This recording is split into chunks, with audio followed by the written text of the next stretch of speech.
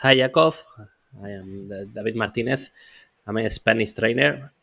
I have to tell you my English is very bad. Really, it's not so good. But I hope to do a good video. I will be very instructive and try to do a nice lesson for you. I was studying your game in deep, and I think I have some conclusions. You can see the video, and I hope you can learn a lot. Let's go to see the game. Then d4, and this okay is quiz gambit. This is very usual, and this move. And now you play the best move for me.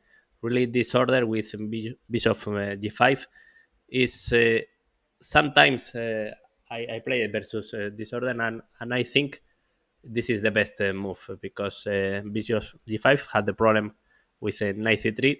It's not so easy to play versus this with e4.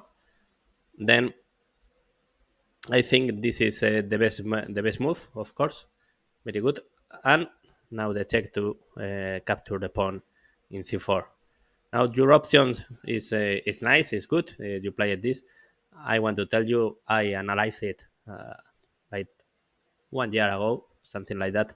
This line is interesting with the bishop, and now to play this one, c5. It's a very concrete variation. The idea is after taking c5 to play h6, and if they play here and here, you can play very fast in this way later with the knight to d7, and it's interesting. This is interesting line, but really maybe your line is solid and even better. This is good, of course. Now he played this, and this now you can see, of course, in the game you play it a dubious move for me. The computer think it's not so bad, but I think it's very interesting to think in a human way.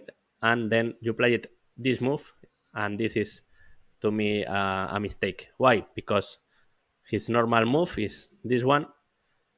Avoid your idea to play b5. Then it's much better to play directly, forgetting about this plan and playing bishop e7. The difference with the game is clear. For example, if he play e5, you can play knight d5, take, and now if he plays, he takes with the bishop, you can play knight b6 and take the bishop. And of course, if he takes with the queen, then it's not his idea. The bishop is still is in f1, and you can play something like that, and later castle bishop d7 without good position. If he prefers to play knight c3, then castle again. If he takes with the bishop in c4, you can play knight b6 and take the bishop pair. And of course, if he plays takes with the queen, then c5 is a good move, and you can later take this, the queen to a5, and very good position. This is important. Then try to avoid this kind of move because you are losing a tempo. Now it's important, I guess. If you finally please play this move, you have to try to insist in place b5. Maybe with this move to play b5, maybe even with c6 to play b5. But if you play a6 and later, like you play it in the game, bishop e7, you are playing in two different ways with two different ideas. It's very important in chess. Try to have harmony to do all your pieces works in the same way with the same idea. Then it's very important to avoid this h6 and bishop e7. It's typical in openings sometimes to do one move here, one move here. It's important to have a plan, one idea, or one smallest plan, small plans. It's like, okay, if I play e6, is to play b5, then go to play c6, go to play rook b8, try to do b5. If I didn't play e6 and play bishop e7 to castle, go to castle, and later we will see maybe if I will play c5 or something like that. This is an important mistake to avoid. He played e5, knight, take, and now he played castle. It's a obvious mistake because you can take the his bishop pair. Much better if he doesn't care about the bishop pair is staying here and here. Now he's disturbing us in d5 and okay, you have maybe to play something like that, but this is bad bishop.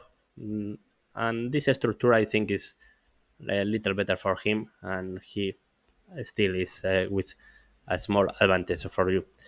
But now, of course, this is good for you, change the bishop, and now this is a normal move, trying to improve your knight and your pieces in general here. And now it's interesting, very interesting situation because you play it 95.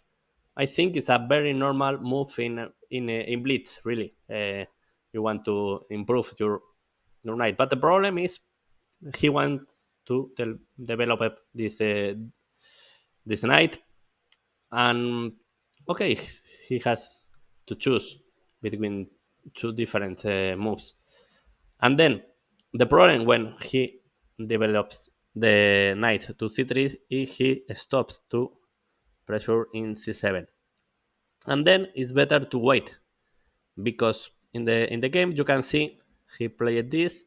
No, you play it 95 and then he played this.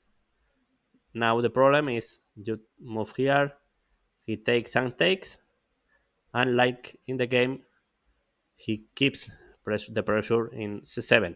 You feel it's not so nice for you. But if you play this normal move, of course, castle, he has to choose. And if he chooses to play 93, then you play 97 and 96. He hasn't pressure here. Of course, if he plays here, then you can play here, and he didn't change your knight. And for example, if he tries to do other move like this, you can play it here because if he takes, you play here, and the rook is hanging. Then this is a very good position to learn to think about the ideas of the opponent. Try to uh, try to wait for him in this kind of position. Why to try to understand the position. Try to see the problems of this move in this position. You have a problem in c7 and the knight in c3 disturb the queen, and then it's very important to understand castle. It was better than 95, and the reason because the pressure in c7, this kind of order is trying to be feasible and very important to improve our chess. 95, this is good. Let's take and take. Okay, and now you fall in a very bad position very fast, and this first problem it was because this is a dubious move, but here still you are in the game, but you have to play with a pawn sacrifices. The only way to be on the game with this move, sacrificing the pawn and trying to play this endgame, is not so good for you. But you are tanking here. Later with the rooks here, I think your chance to do draw is more or less good. And if he plays here to avoid the chain if f3, then you can move the rook and versus this to play a5, trying to play e4. You have decent compensation in this position. Is of course a little better for him. Even I think he has to play the rook and games after that. But I think you have good chances to draw. The problem is always you have to avoid this kind of position. This kind of position, you have a very bad bishop versus a knight.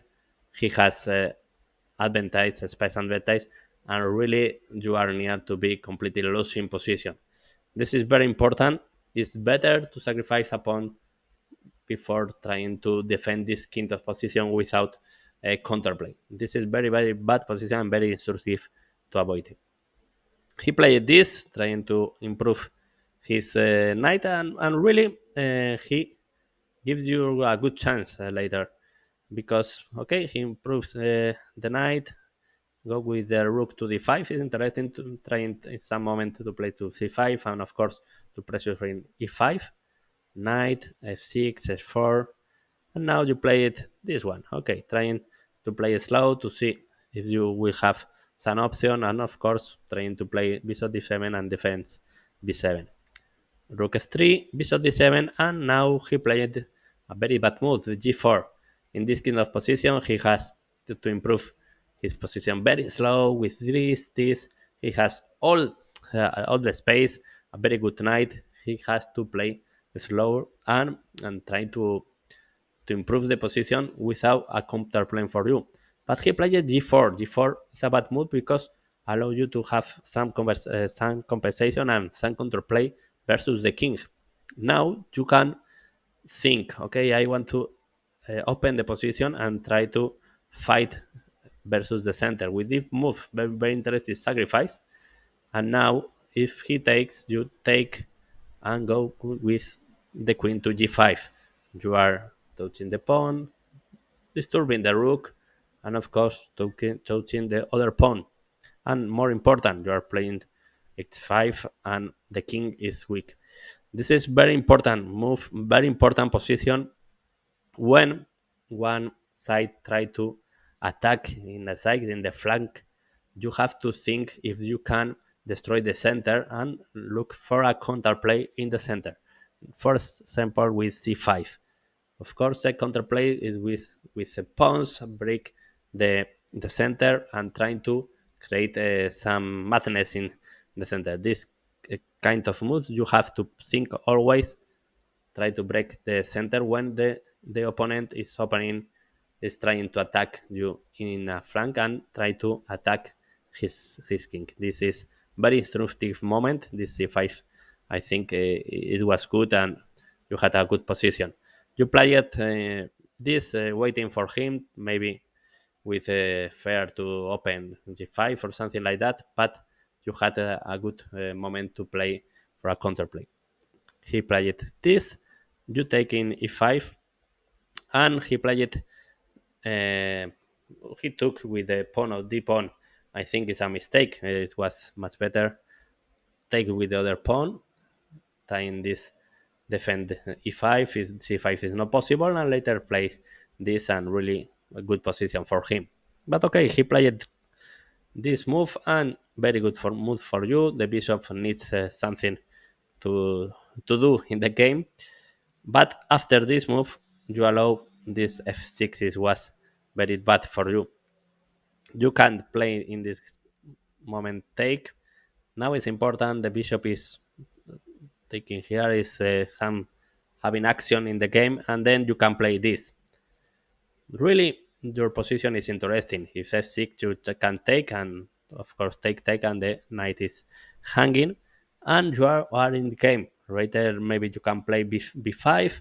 You have some pressure about the strong pawns, and it's not clear how he has he can improve. Even you have a check in d5, go to d4. You have some compensation.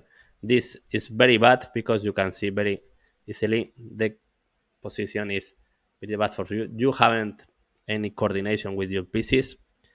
Okay, the bishop is good in this diagonal, but no queen, no the rook helping, and really his plan is very bad, very easy. Sorry, and then the position is near to completely lose. The rest of the game is very easy for him, and you can't do nothing. Then I think the game is very interesting. You have some moment to learn about your moves. One of the first one is this: avoid to do e6 if he can avoid your plan with bishop c4. This is important. Second one is this one, very interesting. This is a mistake because he can play knight c3. Better to play castle because you want to improve your position versus knight c3 with bishop d7. This is very interesting position. Please If you have any questions, try to repeat the videos, and I think I answer it in the video very well. Then try to see a lot and understand what is happening in this game. Other interesting moment, more difficulties, understand is better to sacrifice the pawn, but this is a little hardest. I think it's not so important. Like this moment is very important. You have to think about counterplay. If he creates his own weakness in the king side, you can test it. You can't try to disturb him with this c5 take and knight and queen g5. Then for me that was the most important moment of the game. Three important lessons. I hope you can learn a lot about this video. I'm sorry, my English, I know it's very very bad. I am a Spanish trainer, and usually my lessons are in Spanish, but I'm trying to do videos in English to create a new community and trying to teach you in English. I hope this video will be useful for you, and see you in other videos here in Aimchess. See you.